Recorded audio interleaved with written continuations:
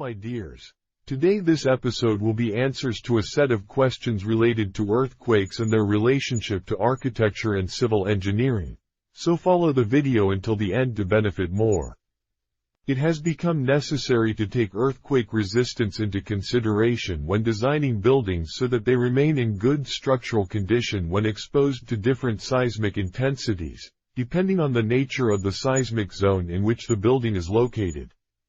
According to the nature of the soil and the importance of the building itself. All of these factors greatly affect the way the building is designed and the type of damage, which can be expected in the event of exposure to a certain seismic intensity. The better the building is studied, designed, and implemented, the less the risk of its collapse as a result of seismic loads. From this introduction, a question will arise in your minds. What is earthquake engineering? In brief, it is the important engineering regarding the engineering's resilience to earthquakes.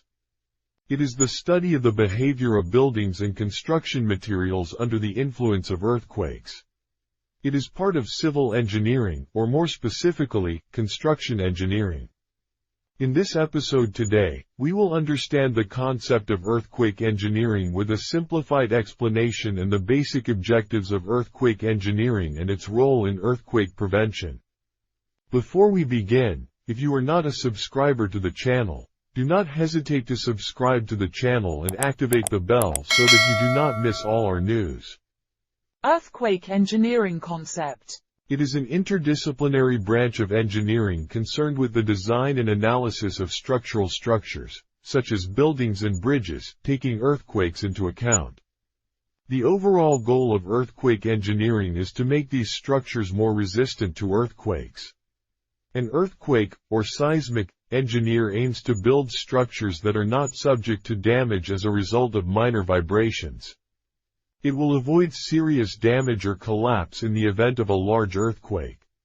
Therefore, earthquake engineering is the scientific field concerned with protecting society, the natural environment, and the artificial environment from earthquakes by reducing earthquake risks to socially and economically acceptable levels. It is specifically defined as the study of the behavior of soil-related structures and structures that are subject to seismic loading. It is considered a subset of structural engineering, geotechnical engineering, mechanical engineering, chemical engineering, applied physics, etc. However, the enormous costs experienced in recent earthquakes have led to its scope being broadened to include areas of broader civil engineering, mechanical engineering and the social sciences, especially sociology, political science, economics and finance. What does an earthquake engineer do? The earthquake engineer models ground motion by using simulated ground motion models to analyze seismic hazards and physical random rupture process models to predict ground motion and predict ground motion for engineering applications. Then study the non-stationary characteristics of simulated and recorded ground movements for nonlinear analysis of structures. Different geophysical models are considered to simulate strong ground motion, and motions recorded from recent earthquakes are studied for their characteristics and damage potential. Recent seismic studies have focused on understanding and characterizing strong ground motion in the near field. It has been noted that the effect of near-field motions on structures from previous earthquakes is of particular interest. However, systematic studies of these effects have not been conducted to date and are the focus of the current research. Evolution of earthquake engineering. Earthquake engineering has evolved from the use of a set of prescriptive provisions, indirectly aimed at providing life safety, to performance-based approaches with direct consideration of a set of performance objectives, such as minimizing the cost of repairing a facility under a range of earthquake shaking intensities. The performance-based approach now has several advantages. It provides a more effective way to design structural systems to achieve higher performance objectives and takes more comprehensive account of different performance measures, allowing stakeholders to make informed decisions based on risk.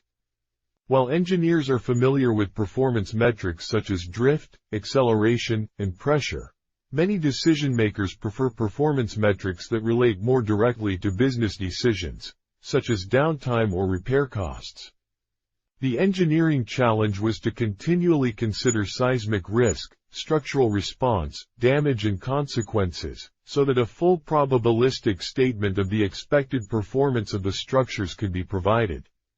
Basic objectives of earthquake engineering. Among the main objectives of earthquake engineering are understanding the interaction between buildings or civil infrastructure and the land, predicting the possible outcomes of earthquakes, design, construct, and repair buildings to operate during earthquake exposure within the limits of expectations and agreement with the building codes registered in this region. A proper engineering facility does not have to be powerful or expensive.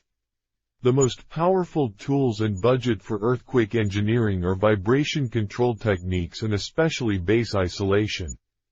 Earthquake engineering jobs and job description. Earthquake engineering is based on design and experimentation, where significant effort is devoted to designing research that can be implemented directly into engineering practice.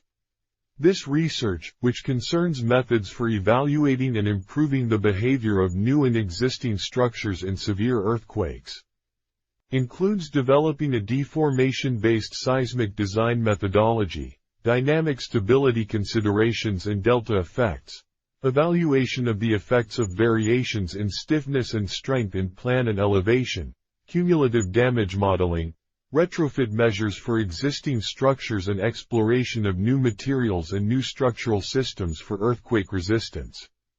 Seismology aims to reduce the risks resulting from the occurrence of earthquakes, determine the nature of the ground movements generated and the type of distortion suffered by the upper layers of the crust, and facilitate the process of designing earthquake-resistant buildings.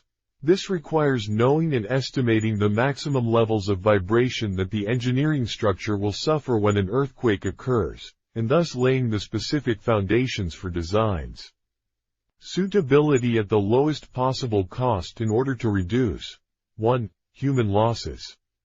2. Economic losses, by specifying a. The probability of earthquakes occurring.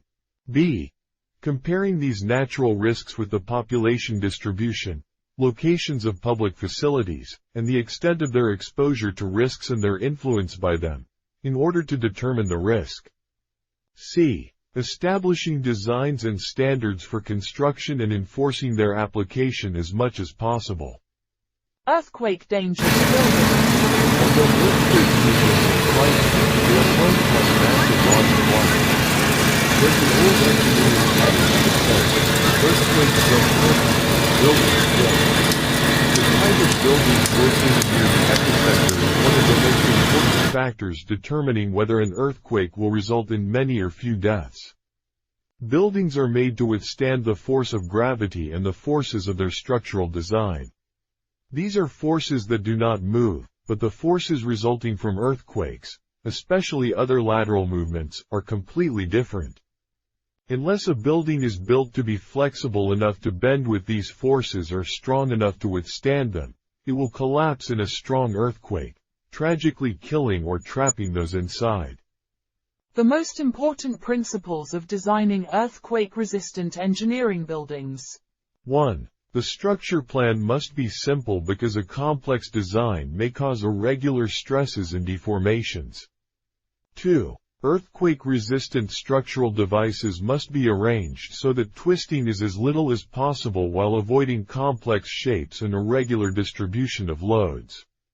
3. Giving sufficient strength and ductility to the structure. 4. Knowing the seismic properties of the site so that it is far from faults and areas of soil liquefaction. Here we reach the end of the video. We hope that we have answered all the questions raised in your minds related to earthquake engineering, which was without atmosphere. If you liked the video, show us that by pressing the like button and activating the notification bell to receive all our news.